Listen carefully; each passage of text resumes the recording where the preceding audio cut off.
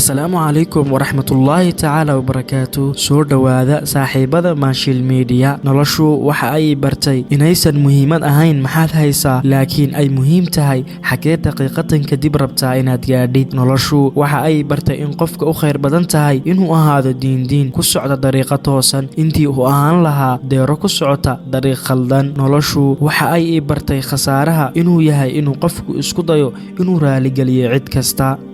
noloshu waxa ay bartay in camalka wanaagsani uu aad uga fiican yahay hadalka wanaagsan oo kaliya. noloshu waxa ay bartay inay badan yihiin dadka hela waanooyinka badan laakiin ay yar yihiin inta ku dhaqanta. noloshu waxa ay bartay in khasaaraha aysan ceeb ahayn laakiin ay ceeb tahay in aan waxba la tijaabin. noloshu waxa ay bartay laba nooc oo dad ah: kow, dad u dabaasha meeshii uu markabku taagnaa; labo, iyo kuwa taagan oo sugaya intii uu markabku xagooda u soo dhaqaaqi lahaa. noloshu waxa ay bartay in qofka uusan hoogin haddii uu khasaaro, laakiin uu khasaaro markii uu joojiyo dadaalkiisa. noloshu waxa ay bartay in qofka guusha gaara uu yahay kan samirka iyo dulqaadka badan. noloshu waxa ay bartay in hubka ugu weyn ee qofku helaa uu yahay sabirka iyo waqtiga. noloshu waxa ay bartay inay laga maarmaan tahay in qofku isku dayo inuu sameeyo camal gaarsiiya ilaa xidigaha, laakiin